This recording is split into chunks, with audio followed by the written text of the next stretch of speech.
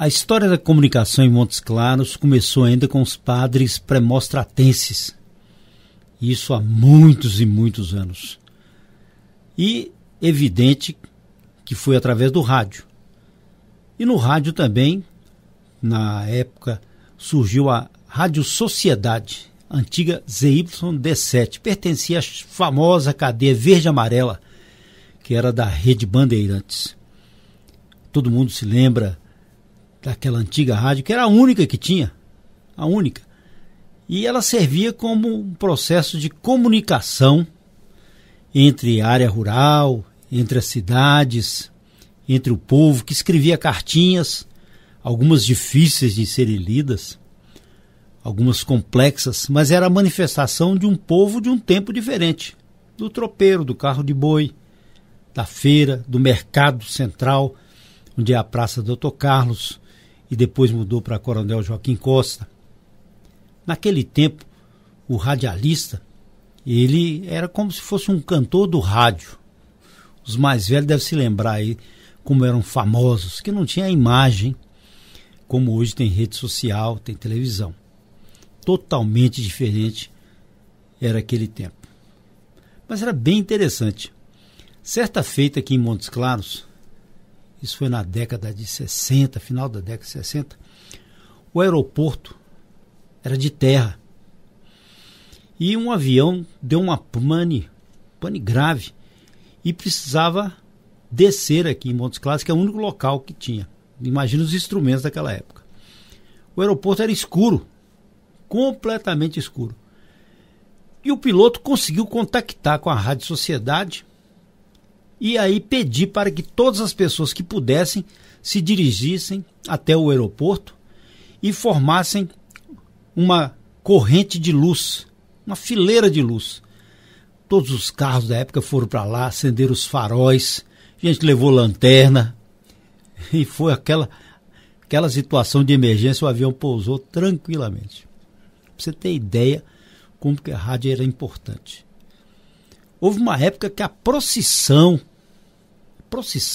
da Semana Santa foi transmitida pelo jornal Fantástico e a rádio é que fazia a transmissão da procissão.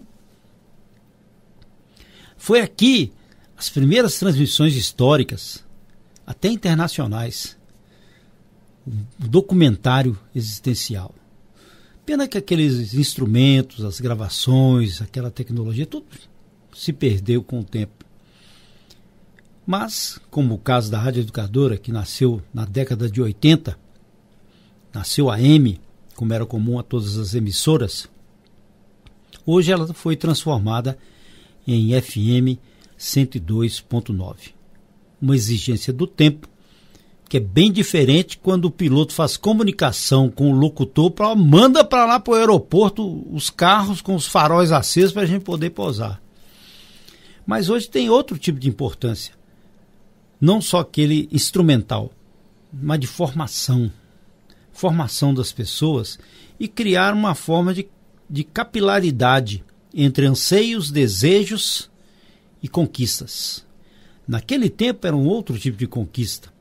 As pessoas mandavam o recado pela cartinha, pediam a sua música, ou então mandavam o recado lá para os rincões da área rural e as pessoas faziam contato, porque não existia telefonia.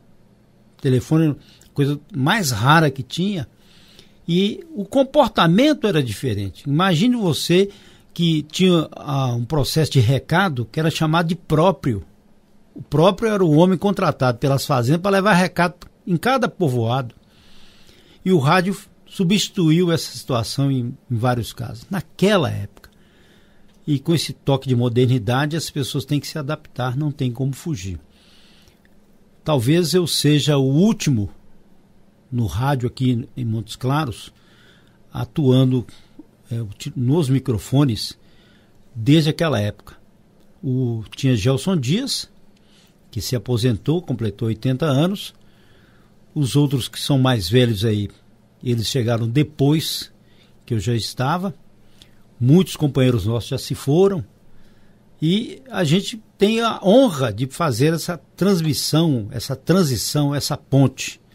Mas ao mesmo tempo documentar para vocês como era, como foi, como é, e talvez dando alguma força para o que será.